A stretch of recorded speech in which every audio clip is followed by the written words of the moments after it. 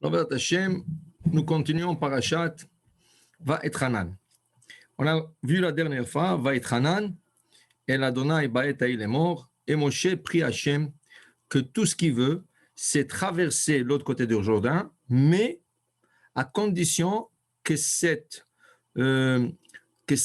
vœu se donne gratuitement. Ça veut dire qu'il ne veut pas qu'Hachem lui enlève de ses mérites pour lui donner son souhait. Il veut que ce soit chinam, gratuit. Et si ce soit chinam, alors il a dit, je suis prêt à le prendre, et sinon, il accepte. Il accepte qu'est-ce qu'Hachem réserve pour lui. Maintenant, les morts, Ba'etaï, les morts, en disant. Qu'est-ce que c'est en disant? Il a prié Hachem en disant. En disant quoi? Alors il dit, Ze'echad mishlosha mekamot. Ici, dans la paracha, c'est un de 3 endroits dans toute la Torah, She'amar Moshe lifnei hamakom, que Moshe dit devant l'Éternel, Eni manichacha ad shetodi'eni im ta'aseh shelati imlav. C'est un de 3 endroits où Moshe exige Hachem, il faut que vous me répondez. Il faut que vous me dites les morts. Les morts, ça veut dire, vous allez me dire maintenant si oui ou non. Ça veut dire qu'il ne veut pas rester en suspense. Il ne veut pas avoir la réponse après. Il veut avoir la réponse immédiate. Extraordinaire. Un homme qui est capable de dire à Hachem, je veux la réponse maintenant. Je ne veux pas que vous me laissez en suspense. Et ce qui est plus extraordinaire, que Hachem lui dit, oui, je te fais savoir. OK? Une autre place, c'est quand Moshe demande à Hachem qui va être le prochain leader d'Israël. Qui c'est qui va diriger le peuple d'Israël? OK? Alors, il est mort. Là-bas aussi, Rachidi, il est mort. Il lui a dit, je veux savoir tout de suite. Je veux le savoir tout de suite qui c'est qui va prendre la place. Qui c'est qui va diriger le peuple juif? Qui c'est qui va leur faire entrer en Israël? Qui c'est qui va les enseigner la Torah? Okay? Alors, les morts. Alors ici, il dit, Eni manichacha, je ne vous laisse pas, ad shetodi'eni im ta'aseh she'elati imlav. Il dit à Hachem, je ne vous laisse pas tant que vous ne me répondez pas sur place. Est-ce que vous allez faire ma demande ou pas? Est-ce que je passe ou pas? Est-ce que je traverse le Jourdain ou non? Je ne vous laisse pas tant que vous ne me dites pas oui ou non. Ça veut dire qu'il est prêt à accepter le oui ou le non, mais que ça soit tout de suite. C'est fort, hein? Très fort. Ça nous montre la grandeur de Moshe Rabbeinu. À quel niveau avait Moshe Rabbeinu que le seul prophète d'Israël, parlait à Hachem face à face, parlait à Hachem à n'importe quel moment de la journée, n'importe quel moment. Quand il voulait parler à Hachem, il rentrait dans la tente d'assignation, il parlait à Hachem. Le Navi, non. Les autres prophètes, non. Ça prend toute une préparation. Et c'est par des rêves, c'est par des visions, c'est par de toutes sortes de devinettes.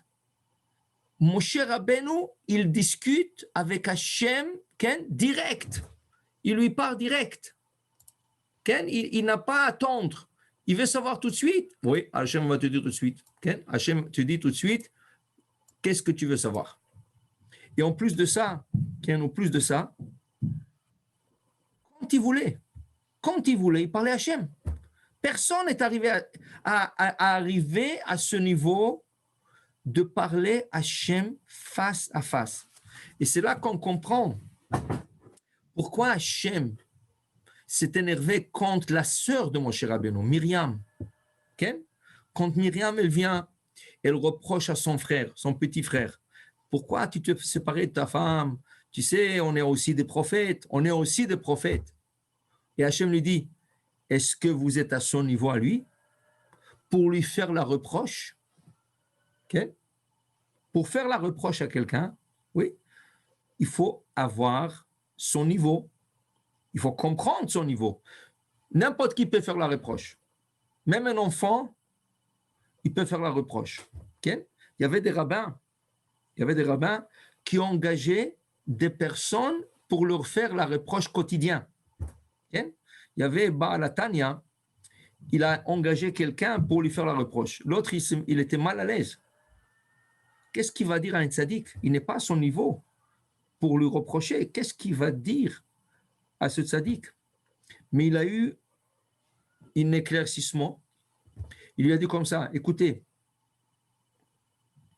entre ce que je connais moi et vous connaissez vous, ce que vous connaissez vous, la différence est grande, grande, grande, grande, grande. Okay? Il lui dit, entre ce que vous connaissez et entre ce que vous ne connaissez pas, la différence est doublement grande. Et ils disent que le Baal Tanya a commencé à pleurer. C'était un reproche. Ça veut dire qu'il faut être chacham pour reprocher à quelqu'un. Hein, il faut savoir son niveau à lui. Et il faut être chacham, comment lui reprocher. Alors, vous comprenez pourquoi Hachem était dur avec Myriam Anevia? Oui, c'est la sœur de Moshe Rabbeinu. Oui, c'est grâce à elle qu'il est né. Parce que son père s'est séparé de sa femme. Il ne voulait plus avoir deux enfants. Oui, c'est elle qui l'a surveillé, le petit Moïse qui est né. Et on l'a mis dans le Nil, on ne savait plus s'il va se noyer, il ne soit pas. C'est elle qui a surveillé. Oui, c'est elle qui a appelé la mère pour nourrir Moshe Rabbeinu. Pour elle, c'était son petit frère. Alors c'est tout à fait naturel qu'elle vient lui dire comment ça se fait que tu te séparais de sa femme. Mais il faut que tu comprennes son niveau pour lui donner le reproche. Si tu ne comprends pas son niveau, comment tu vas lui donner le reproche? Et la preuve, Rachid dit là-bas. Qu'est-ce qui est arrivé? Quand Hachem s'est présenté à Aaron et Myriam et Moshe, il leur a parlé à tous les trois, mais il a parlé d'une manière que Moshe n'a pas pu entendre. C'est un miracle. Il leur parle à tous les trois, Moshe n'entend rien. Et le deux entend, et il leur dit, de quel droit vous avez parlé de mon serviteur de Moshe? Okay? Et Rachid dit, ils ont commencé à dire, on veut de l'eau, on veut de l'eau, on veut de l'eau. Qu'est-ce que ça veut dire on veut de l'eau? Pourquoi vous voulez de l'eau? Alors Rachid dit, parce que la veille, le deux était avec leur époux et l'épouse. Donc le lendemain, pour se purifier, pour être à niveau, il faut aller au mikvé. Il faut se purifier au mikvé pour parler à Hachem. Hachem, c'est quelque chose de super pur. Alors, pour parler à Hachem, il faut que tu sois pur. Okay? Eux qui n'ont pas eu encore la chance d'aller au mikvé, et Hachem s'est présenté à eux, ils ne pouvaient pas se mettre là-bas. Ils disaient, non, on veut de l'eau, on a besoin de l'eau, on a besoin de l'eau. On ne peut pas accepter qu'Hachem nous parle, parce qu'Hachem leur a parlé. Ils ne pouvaient pas, c'était trop pur. Et ils n'étaient pas encore purs, ils ne sont pas partis au mikvé encore. Okay? Alors Hachem a dit, vous comprenez maintenant? Moshe Rabbeinu me parle durant la journée, pendant toute la journée, il me parle. Il peut me parler le matin comme l'après-midi, okay? Comme vers le soir. Pas le soir, mais vers le soir. Donc, il faut qu'il soit dans un état de pureté totale, depuis le matin jusqu'au coucher de soleil. Alors, est-ce qu'il peut être avec une femme? Il ne peut pas. Parce que si je veux lui parler et il n'est pas prêt à m'entendre, alors comment on va se parler? Il est arrivé à un niveau à me parler direct. Un homme qui parle direct à Hachem. Okay? Vous comprenez que c'était mal placé de lui faire la reproche. Et là, Hachem est parti. Et Myriam, qui a commencé cette discussion, malheureusement, a eu la lèpre. Okay? Et là, dans notre paracha, la paracha nous emmène un plus haut niveau de Moshe Rabbeinu. Le niveau d'exiger Hachem, je veux savoir tout de suite. Je ne veux pas attendre. Ni demain, ni dans une semaine.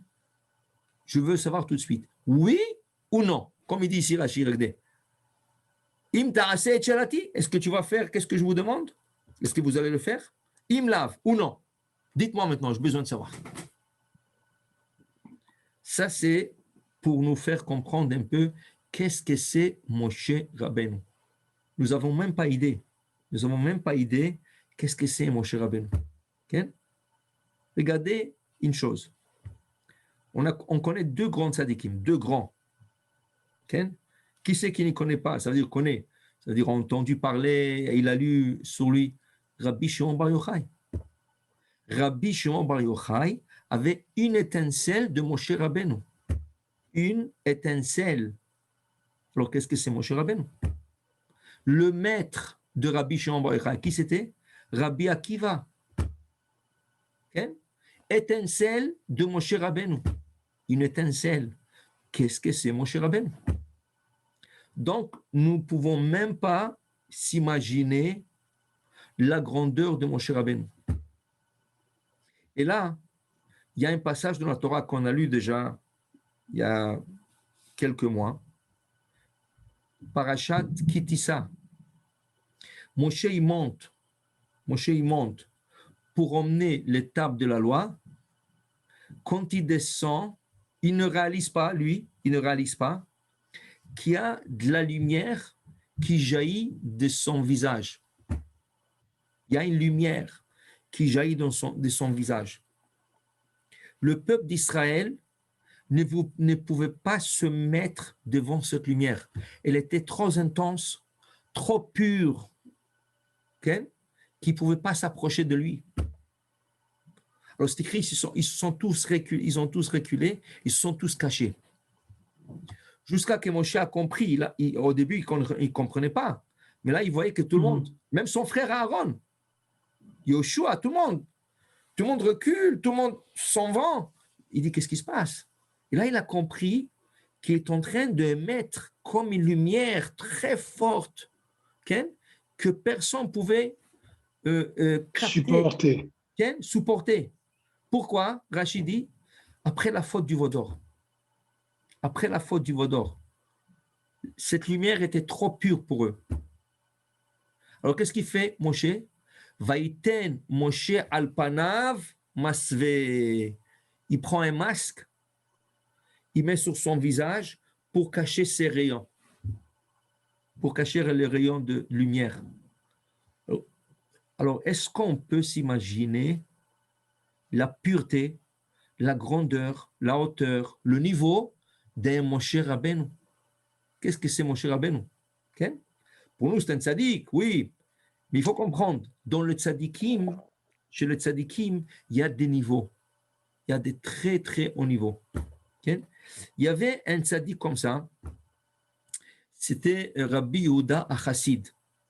Rabbi Yehuda Achassid, il était dans les années 409, dans les années 409, où il y avait beaucoup de programmes contre le juif, contre la communauté juive.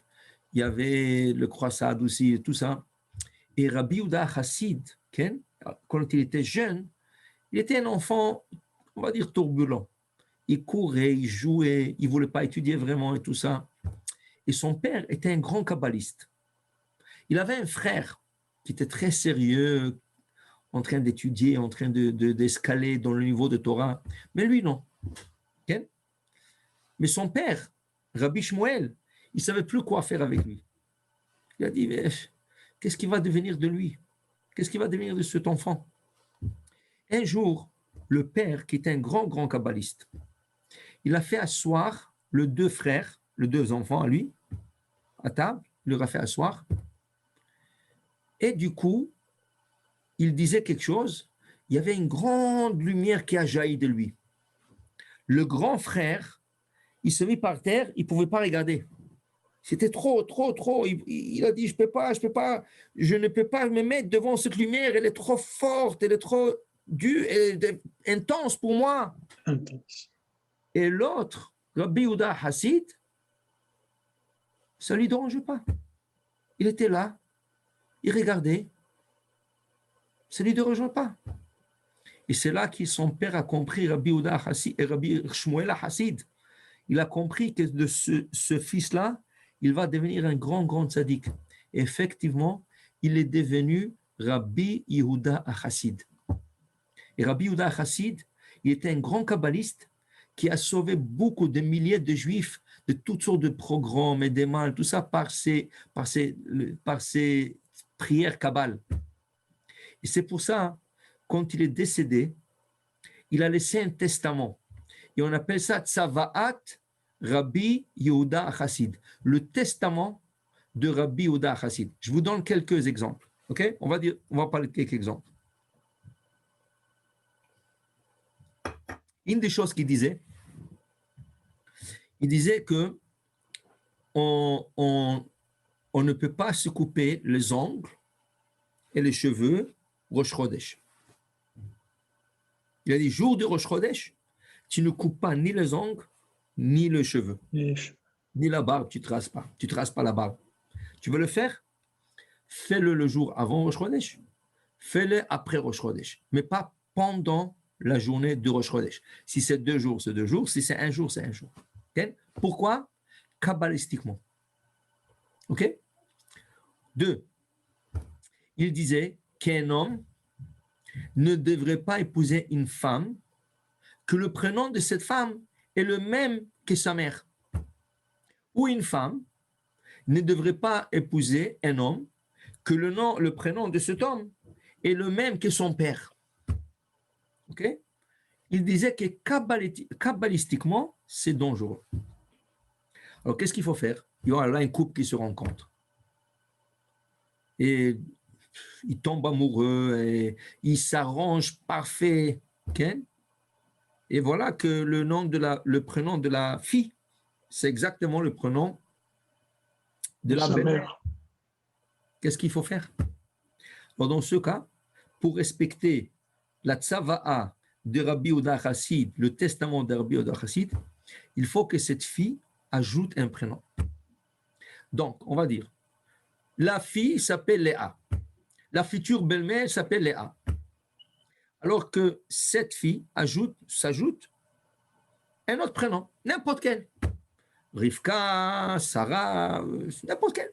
Okay? Tzipora. Il ne faut pas qu'elle fasse elle-même. Comment? J'ai dit Tzipora. Tzipora. Il ne faut pas qu'elle le fasse elle-même. Il faut qu'elle aille chez un rabbin et le rabbin va lui conseiller comment le faire. Mais de rien, ça va devenir son prénom à la fille. OK? La même chose pour les garçons. Ça veut dire que tout le monde va l'appeler par son nouveau nom? Exactement. Et pas seulement cela. Dans ces documents légaux, il faut qu'elle commence à changer le papier avec son nouveau prénom. Alors, il faut qu'elle ajoute. Elle va chez un notaire et le notaire ajoute dans ses papiers, okay? Il ajoute dans ses papiers le nouveau prénom. OK? Pour que ça soit légal et que ça soit aussi halachique. OK? Maintenant, quelle est la raison qui sous-tend ça? Quelle est la raison? Tout ça, c'est kabbalistique et nous ne comprenons pas. C'est un testament qu'il a laissé, lui, que nous suivons, mais nous ne savons pas pourquoi. Ah, il n'explique pas? Il n'explique pas pourquoi? Ça n'explique pas. OK? Ah, mais lui, il n'explique pas. Comment? Le rabbin n'explique pas. Non, il a écrit ça. Et donc, c'est thoraïque. Thoraïque. Ce n'est pas thoraïque, c'est comme un testament. Quand quelqu'un vous laisse un testament et vous dit, voilà, tu fais ça, tu feras faire ça, ça et ça, tu suis. Mais non, il y en a des communautés qui disent, qu'ils n'ont jamais accepté ce testament. Pourquoi? Rabbi Yehuda Chassid vivait en Europe. Alors, il était ashkénaze, il faisait partie de la communauté ashkénaze. Alors, il y en a qui disent que leur communauté n'a jamais accepté cela. Oui, c'est vrai. Et il y en a beaucoup qui le suivent, même des séfarades. Même des séfarades qui le suivent. OK? Pour vous dire. Par exemple, il a dit une chose, il y a des choses qui sont explicables. Il a dit une chose, qu'il ne faut pas appeler un de ses enfants Shmuel. Samuel, si vous voulez. Pourquoi? Il y avait le grand prophète Samuel, Shmuel. Okay? Il y a beaucoup de tzadikim qui s'appellent Shmuel. Pourquoi? Alors là-dessus, il y a beaucoup de commentateurs qui expliquent, comme lui, Rabbi Yehuda Chassid, et son père, Rabbi Shmuel Chassid, utilisaient beaucoup de Kabbale. Okay? Alors, ils ne voulaient pas qu'on appelle leur famille par ce prénom pour que les anges ne les attaquent pas. Vous vous rappelez, on a parlé une fois, si vous vous rappelez, celui qui utilise la Kabbale, il risque que les anges s'attaquent à lui. Parce que quand tu utilises la Kabbale, tu fais appel aux anges. Et les anges, quand tu leur fais appel, ils sont à ton ordre, à ton service. Seulement après qu'ils ont fait ton ordre et ton service, ils veulent venger de cette personne. Pourquoi il leur a mis à son ordre? Qui tu es de nous appeler du ciel, venir faire tes ordres et tes services? Alors nous sommes obligés de le faire, mais après ils cherchent le venger. Comme Rabbi Yehuda Chassid et son père Rabbi Shmuel Chassid utilisaient beaucoup de Kabbale pour sauver la communauté juive, alors le commentateur explique qu'il ne voulait pas qu'un de ses enfants directs, la famille, appelle leurs enfants Shmuel pour qu'on ne dise pas « Ah, ça c'est le petit-fils de Shmuel Chassid, ça c'est le petit… » qui ne s'attaque pas à ses enfants. Donc, on comprend que ce n'était pas applicable pour tout le monde. Okay? Je vais vous donner un autre exemple et vous allez comprendre une coutume. Si vous êtes marocain, séfarade, espagnol, okay? Il y a une coutume qui est le Tangerois et le Jean de Tétouan. Okay? Il y a aussi quelques Marocains, pas beaucoup, quelques Marocains. Il y a une coutume que quand tu rentres habiter dans une nouvelle maison, oui, d'abord Rabbi Yehuda Chassid, qu'est-ce qu'il dit? Rabbi Yehuda Chassid dit, il ne faut jamais construire une maison. Il faut l'acheter prête et tu rentres habiter dedans. Mais tu ne construis pas la maison. On ne comprend pas pourquoi. Okay? On ne comprend pas pourquoi. Mais il dit que c'est dangereux. Spirituellement, c'est dangereux. Okay? Maintenant, vous avez sûrement entendu des coutumes, des gens qui rentrent dans une nouvelle maison, qui emmènent un poulet et qui l'égorgent au seuil de la porte principale. J'ai fait ça, Rabbi. Comment?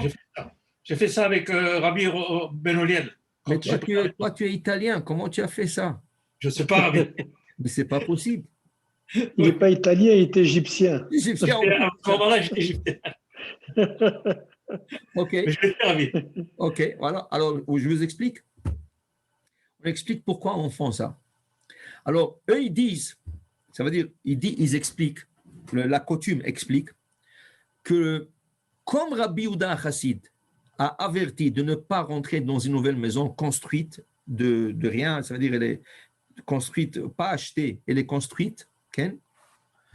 Alors ils disent que c'est dangereux pour la personne. Qu'est-ce qu'ils faisaient? Ils prenaient un poulet, ça c'est la coutume originale. Et après, les gens faisaient n'importe quoi. La coutume originale, c'est de prendre un poulet. Le jour que tu veux déménager dans cette maison, tu prends le poulet ou la poule et tu lui fais rentrer dans la maison. Et le poulet commence à se promener dans la maison. Après, tu dis, voilà le nouveau propriétaire. Ce poulet, c'est le nouveau propriétaire de cette maison. Tu tires l'attention des anges vers ce poulet. Après, tu prends ce poulet, après quelques minutes qu'il a tourné dans toute la maison, tu prends ce poulet, tu le mets sur la porte de la maison, tu l'égorges. Et tu dis, voilà, le propriétaire, le premier propriétaire de cette maison a été égorgé. Et tu verses son sang. Et après, tu rentres habiter dans la maison. Donc, tu dis, moi, je ne suis pas le premier propriétaire, moi, je suis le deuxième. Le danger, c'est que le premier, mais pas pour le deuxième, le troisième et tous les autres qui sont passés après. Mais vous comprenez le sens. Maintenant, les gens qui ne comprennent pas ce sens, ils prennent un poulet, ils les égorgent, ils disent, ça emmène un Mazal Tov. Ce n'est pas pour Mazal Tov. C'est pour enlever un décret de la personne. Oui, je me rappelle, Rabbi. Je me rappelle. Il était à la porte, il a coupé le poulet et on a mis du sable de bois pour le sang. La sciure. De la sciure, parce qu'il faut couvrir le sang du poulet. On n'a pas le droit de laisser de couvert. Oui, je me rappelle de ça. Mais le sens de cette coutume, pour enlever le danger du premier propriétaire. Mais si tu achètes une maison de chez quelqu'un, ça ne va pas. Pas besoin. Pas besoin. Tout ce que tu as besoin de faire, c'est Chanoukat Habayit. Qu'est-ce que c'est Chanoukat Habayit? Tu rentres habiter dans une maison et tu fais l'inauguration de cette maison par divrei Torah pour dire que voilà, tout ce qui s'est passé dans cette maison, je suis en train de la purifier avec de la Torah. Si tu peux peindre la maison, encore mieux. Dis-le à Rizal. peindre la maison, ça enlève tout ce qui a été fait dans cette maison. OK? Mais Rabbi Ronen, de nos jours, si on veut acheter sur plan un condo, on ne peut pas alors. Tu peux. Alors, est-ce que tu as cette coutume ou pas? Non, moi je ne connais pas cette coutume, mais Voilà. Alors, si tu ne connais pas, tu ne connais pas. Seulement, Voilà, moi, je ne connaissais pas. si ton père, ton grand-père t'a dit, voilà, nous avons la coutume d'égorger un poulet, parce que ça, là, ça veut dire que vous avez la coutume, là, tu le fais. Mais si personne ne te l'a dit, ni ton père, ni ton grand-père, ça veut dire que tu ne l'as pas. Alors, tu peux acheter un nouveau condo. Okay? Seulement, il faut assurer de faire Hanouka Tabayit, ramasser 10 hommes. Il y a une petite lecture de 15-20 minutes. Chacun lit une petite partie. Et là, vous faites qu'est-ce qu'il y a à faire. Mhm. Okay? Non, mais je suis content que vous me l'avez dit, Rabbi. Très bon, maintenant tu as compris qu'est-ce que tu as fait il y a 20 ans ou 30 ans, je ne sais pas combien de temps. 30 ans, Rabbi, 30 ans. 30 ans. Avec Benoliel, Rabbi Benoliel. Incroyable. OK. Alors, vous voyez, ça c'est un peu le coutume. Top. Alors après, il dit Moshe Rabbeinu, Hashem Elokim, ata achelota להראות את עבדיך, את גודלך ואת ידך החזקה. Hashem, vous avez commencé à me montrer votre grandeur. Est-ce que c'est vous avez commencé à montrer votre grandeur? Alors écoutez cela, écoutez ça. Moshe Rabbeinu, la Gemara nous dit, Moshe Rabbeinu, il prend Yoshua, il sait que c'est le prochain leader d'Israël. Alors il dit à Yoshua, je mets mes deux mains sur toi, je te donne tout mon appui, je te donne de ma sagesse, et Bezat Hashem, tu vas réussir à diriger ce peuple. Il lui pose la question suivante. Yoshua, est-ce qu'il te reste un doute avant que je quitte, avant que je m'en vais? Est-ce que tu as un doute à me poser? Est-ce qu'il y a quelque chose que tu ne sais pas, ou tu n'as pas compris, ou tu veux savoir? Okay? Regardez qu'est-ce qu'il lui dit Yoshua. Yoshua lui dit, mais mon maître Moshe, j'étais collé à vous 24 heures. On était toujours ensemble. Je connais tout. Tout ce que vous avez enseigné, je connais, je maîtrise. Tout est parfait. C'est écrit dans le Midrash, en ce moment, quand il lui dit ça, Yoshua et Moshe Rabbeinu s'est affaibli spirituellement. Il dit, waouh, il est tellement sûr de lui-même. Waouh, ça me surprend. Comment il peut être si sûr de lui? Akadosh Baruch Hu, écoutez ça, il a puni Yoshua. Le jour du décès de Moshe Rabbeinu, il a oublié 3000 lois juives, halachot. Pas une, pas deux, pas trois. 3000 halachot. Pourquoi? Il lui a dit, tu sais quoi? Même si tu savais tout et tu maîtrisais tout, il fallait poser une question pour lui dire, voilà, Moshe, mon maître, avant de quitter, enseignez-moi encore ça. Qu'est-ce que vous pensez de ça? Qu'est-ce que vous me dites? Qu'est-ce que vous me suggérez à faire dans cette situation? Mais tu lui as montré que tu es tellement sûr de toi. Alors il a dit, tu as affaibli Moshe Rabbeinu. Ça veut dire spirituellement. Et Moshe Rabbeinu, avec toute sa grandeur qu'on vient d'expliquer au début du cours, le niveau qu'il a atteint, un niveau de parler à Hachem face à face, un niveau de dire à Hachem, je veux savoir tout de suite la réponse, je ne vous laisse pas. Maintenant, pas demain, je veux savoir que vous dites oui ou non. Il lui parle quand il veut. Qu'est-ce qu'il dit ici dans ce verset? Hachem Elokim, ata achilota. Hachem, vous avez commencé à me montrer votre grandeur. Commencé. Après 40 ans, les niveaux qu'il a atteints, que personne n'a atteint, aucun prophète n'a atteint, c'est le maître de tous les prophètes. C'est l'homme qui, Isha Elohim, on dit la moitié de lui, c'était comme un ange, l'autre moitié comme un homme. Et il dit, Hachem, je commence à vous comprendre, je commence. Ça veut dire que le chemin est encore loin, loin, loin, loin. Et toi, Yoshua, tu dis, Ah, je connais tout, hein, je sais tout, hein, j'ai pas besoin de... J'ai aucun doute, moi. Ça, c'est une autre pièce dans le puzzle de Moshe Rabbeinu pour vous dire, regardez sa grandeur. Qu'est-ce qu'il dit? Je suis un petit étudiant. Et c'est pour ça que dans la Torah, comment on appelle un érudit?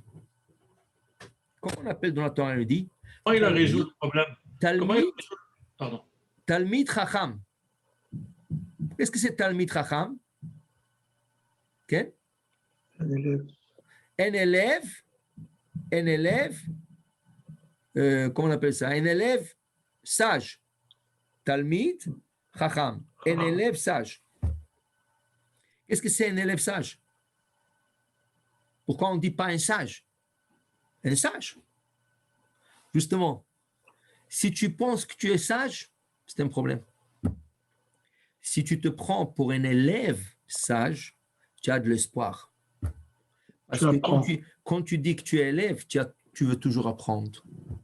Mais si tu dis que tu connais tout, waouh, waouh, ça veut dire quoi? Tu es plus grand que Moshe Rabbeinu qui a dit à Hachem, je commence à vous comprendre, je commence à voir, je commence à étudier.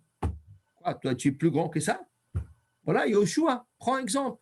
L'élève parfait de Moshe Rabbeinu, celui qui a été collé à lui 24 heures, au point que quand Moshe il veut nommer un de ses deux enfants comme son successeur, Hachem lui dit non, tu vas prendre Yoshua parce qu'il était proche à toi plus que tes enfants. Il était plus proche à toi que tes enfants. Okay? Et là, cet homme qui était tellement proche, quand il dit « je connais tout », il est puni par Hachem. 3000 halachot.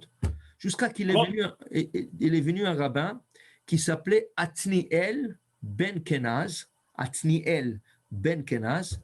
Il s'est enfermé et avec beaucoup de soudeur et beaucoup d'études et beaucoup d'approfondissement, il a pu rétablir ces 3000 lois.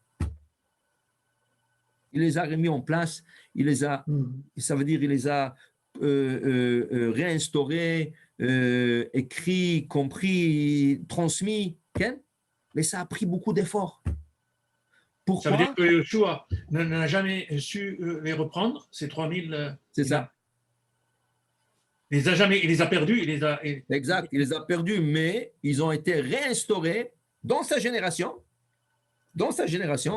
par un homme qui s'appelait Atniel ben Kenaz, qui a approfondi jusqu'à qu'il a eu le 3000 halachot, il les a réinstaurés. Alors pour vous dire, on est toujours des élèves. Okay? On n'est pas... Il ne faut pas dire je connais, je sais. Okay? Regardez. Je vais vous donner un exemple. Moshe Rabbeinu dit au peuple d'Israël, après le conseil de son beau-père, Yitro, il lui dit, écoute, la tâche est trop grande, le peuple est nombreux, tu ne peux pas tout faire tout seul, il faut que tu nommes des tribunaux, il faut que tu délègues. Alors il a délégué des juges, des shoftim, des dayanim, des rabbins, et il leur dit au peuple d'Israël, vous savez, eux ils vont vous juger, eux ils vont vous aider, et s'il y a quelque chose qui est très difficile, vous l'emmenez à moi. Ok? La Gemara dit, il a été puni. Tu dis, ce qui est très difficile, vous l'emmenez devant moi. Ça a l'air un peu d'orgueil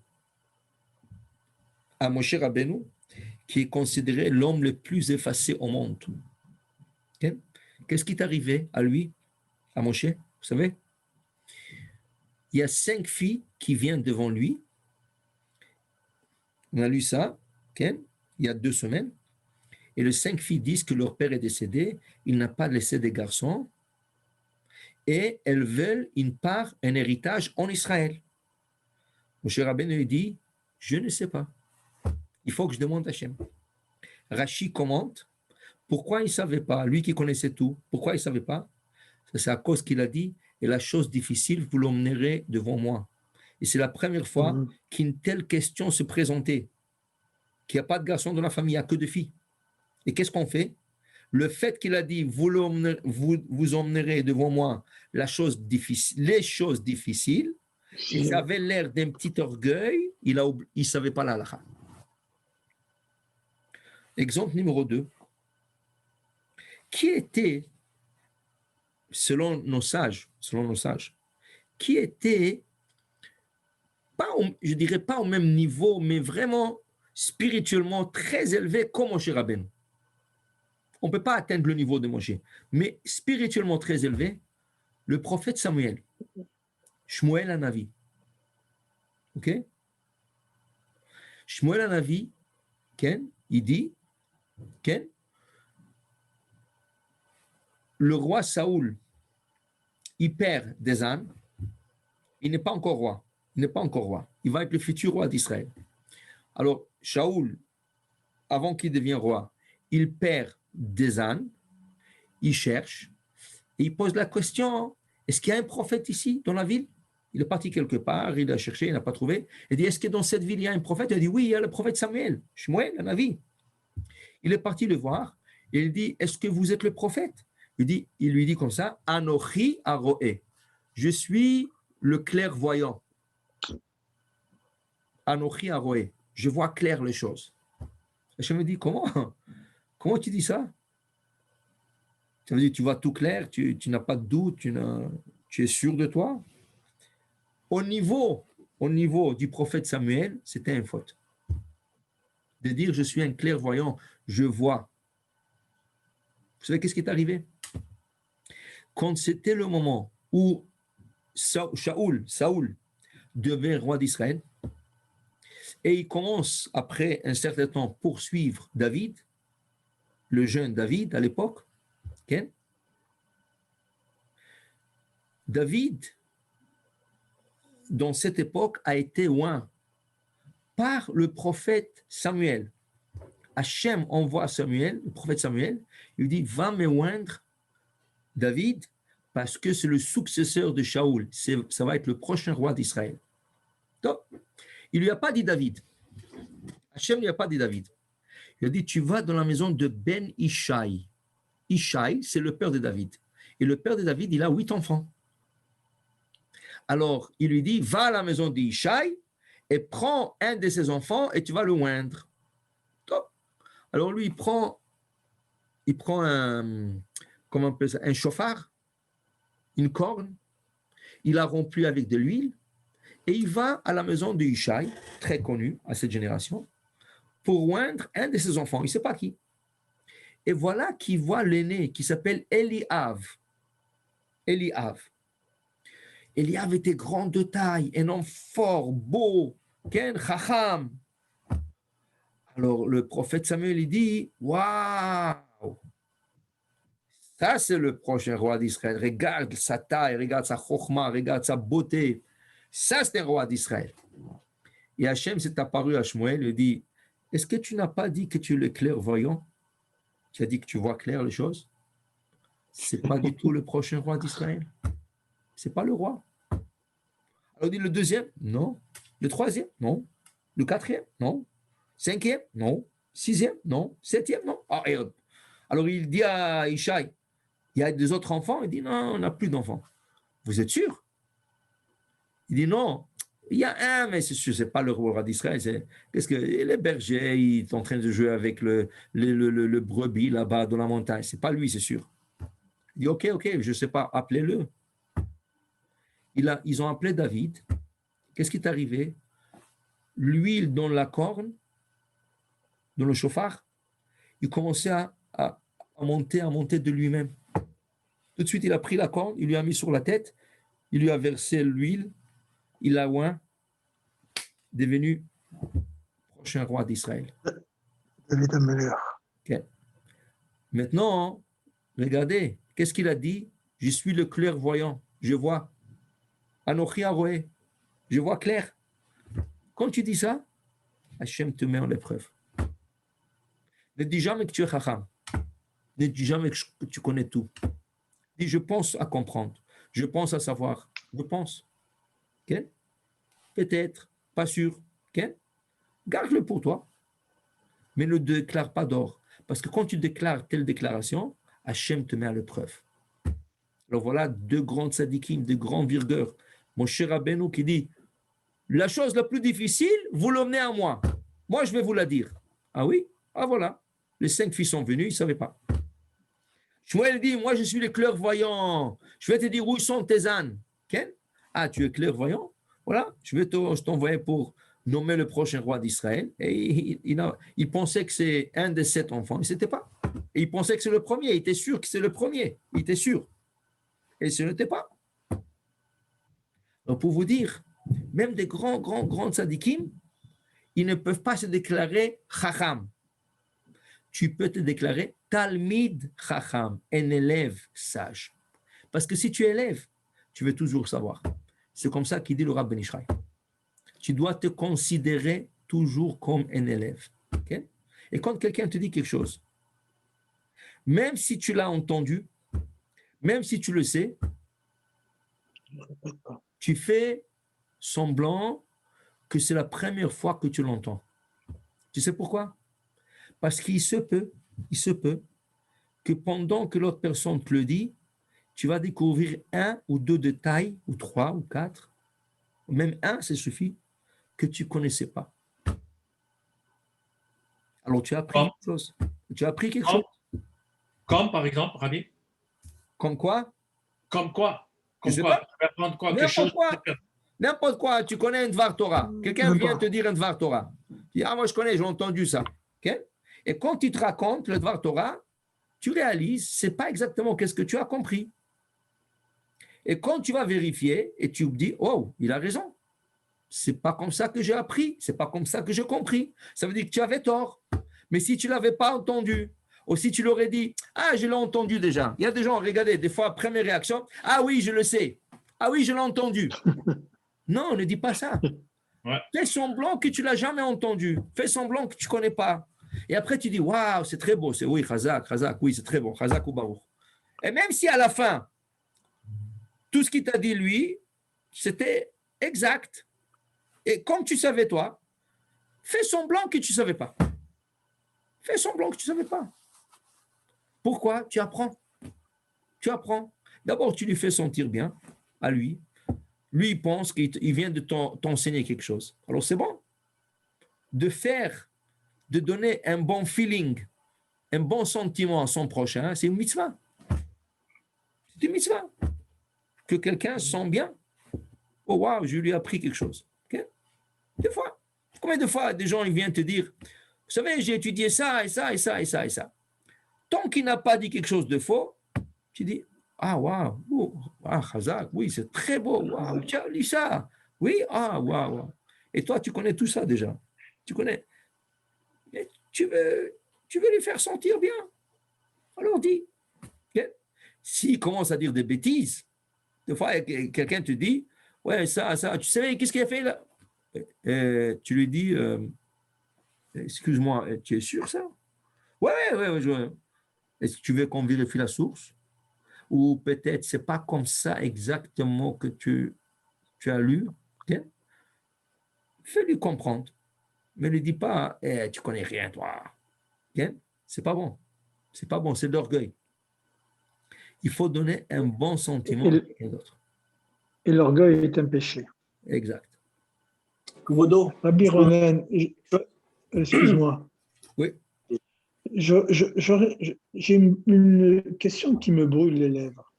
Qu'est-ce qui fait que Moshe Rabbeinu a été choisi par Hachem comme le seul interlocuteur?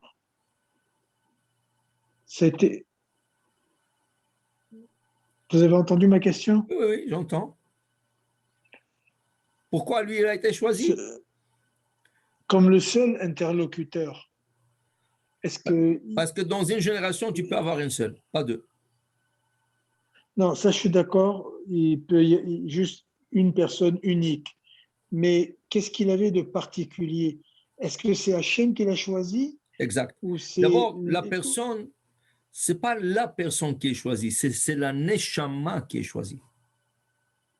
Oui, donc, il y a une neshama très spéciale, elle vient dans ce monde pour une mission. Ok? Alors, ça veut dire que cette Neshama a été choisie à une mission. Donc, il faut que cette Neshama fait sa mission. Ok? Alors, c'est la Neshama de Moshe Rabbeinu qui a été choisie dans cette mission. Il est né dans ce corps qui s'appelle Moshe. Okay? Mais Moshe, ce n'est pas le corps, c'est la Neshama. C'est pour ça qu'on vous dit, votre prénom, c'est le prénom de votre Neshama. Chaque Neshama a un prénom. Alors, quand les parents vous ont donné un prénom dans la Brit Mila, on fait appel à la Neshama de la personne. C'est l'âme. Donc, il y a une âme qui s'appelle Moshe. Il a été choisi au ciel pour être le délivreur d'Israël. Et voilà qu'il est né dans une famille de Amram et Yochevet. Il s'appelle Moshe. Et c'est lui seul qui peut délivrer le peuple d'Israël. Et comme Hachem lui dit, quand il est en train d'argumenter avec Moshe Rabbeinu 7 jours, à côté du buisson ardent, qui est en train de se brûler, pas se consumer, il lui dit, vas-y, non, je ne veux pas, mon frère est plus grand. 7 jours comme ça, à la fin, Hachem lui dit, tu n'as pas le choix. Si tu ne vas pas, personne ne va le faire. J'envoie personne. C'est ou toi ou personne. C'est tout. C'est tout. Et donc, Hachem savait exactement que c'était... Il savait tout ça, Hachem, depuis le début. Même avant que Moshe naisse. Mais c'est Hachem qui l'a choisi. C'est Hachem qui l'a choisi. Ouais. Donc, ça peut être que lui. Okay? Comme dans chaque génération, Hachem peut choisir quelqu'un qui est Mashiach. Qui est Mashiach, il peut délivrer le peuple d'Israël. Donc, pour vous dire, ça c'était la grandeur de Moshe Rabbeinu. C'était le délivreur de toute une génération. Et selon Rachem Akadosh, qu'on a étudié déjà, c'est le dernier délivreur. C'est lui qui va délivrer le peuple d'Israël de cet exil aussi. Et tout ça, c'est par sa modestie, par sa grandeur de Torah, par sa anava, par son niveau spirituel qu'il a atteint. Et tout ça grâce à quoi? Que la Torah témoigne sur lui qui était l'homme le plus humble sur terre. Sur terre. Il n'y avait pas un homme plus humble que lui. Il n'avait aucun sentiment d'orgueil. Aucun. Ça veut dire, l'orgueil était au-delà de lui. Ça veut dire, c'est pas quelque chose qu'il cherchait. Il cherchait pas de respect, il cherchait rien. Rien. Down to earth. Effacé complètement et soumis à 1000% au Lord d'Hachem. Et c'est pour ça qu'il a escalé. Il est arrivé au niveau qu'il a pu arriver. Donc pour vous dire, voilà, Moshe dit ici, Ata achilota laarot et avdecha. Hachem, je commence aujourd'hui, après 40 ans, je commence à vous comprendre. Il y a un Rashi extraordinaire. À la fin de la Torah presque. Je crois une paracha avant de la Torah.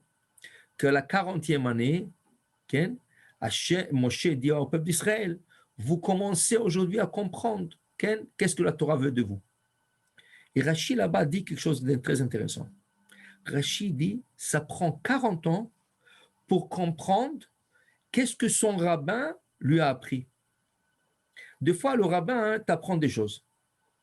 Et toi, tu dis, pourquoi il dit ça? Je ne suis pas d'accord. Mais peut-être tu ne le dis pas. Tu le gardes pour toi. Et tu dis, je ne suis pas d'accord avec lui. Tu penses comme ça. Dans ton cœur, tu penses comme ça. Moi, je ne suis pas d'accord avec ça. Mais tu ne le dis pas par respect. Tu ne veux pas avoir un manque de respect ou quelque chose comme ça. Tu ne dis rien. Tu dis rien et tu le gardes. Okay? Ou tu n'es pas d'accord, ou tu penses que ce n'est pas comme ça, exact, tout à fait, n'importe quoi. Le peuple d'Israël, dit Rashi, n'était pas d'accord avec Moshe Rabbeinu 40 ans. Chaque fois, ils se sont plaints. Donne-nous de la viande, pourquoi tu nous as fait sortir ici? Korach, il veut lui prendre sa place.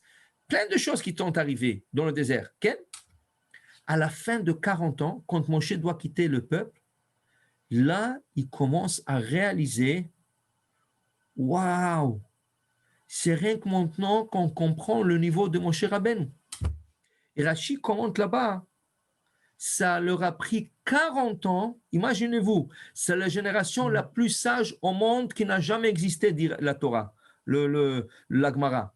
C'était d'or de A, la génération des sagesse. C'est eux qui ont vu le Sinaï. Ils étaient à Sinaï, ils ont vu le don de la Torah, ils ont vu Moshe Rabbeinu, ils ont eu des cours de Moshe Rabbeinu. Il n'y a pas une génération comme ça. Ça ne va jamais exister une génération comme ça. Et ça leur a pris 40 ans de comprendre les enseignements de leur maître Moshe Rabbeinu. De là, dit Rashi, 2 fois, ça peut aller jusqu'à 40 ans que tu comprends qu'est-ce que ton rabbin t'a dit. Et tu as dit, toi, je ne suis pas d'accord. C'est trop dur. Non, je ne suis pas d'accord. C'est pas comme... On vit dans de notre époque. Dis-moi, peut-être ce rabbin, il n'était pas, il ne connaît pas la rue, il ne connaît pas le... Non.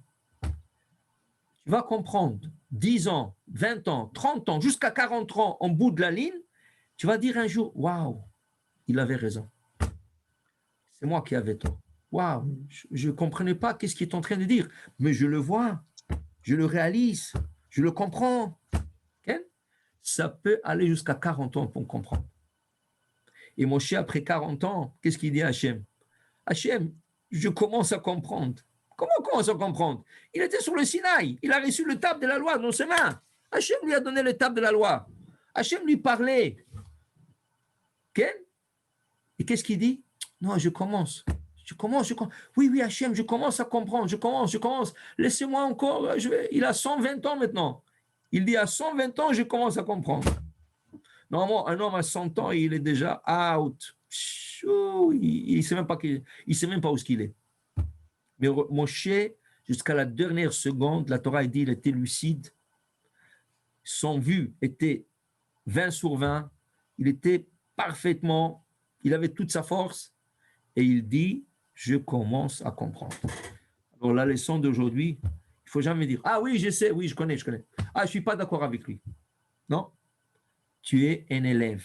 Reste un élève. Tout le monde. Même si tu es un grand rabbin, reste un élève sage. Parce que c'est la seule manière qui va te permettre à apprendre et à avancer. Et un jour, tu vas comprendre. Amen. Amen. תודה רבה.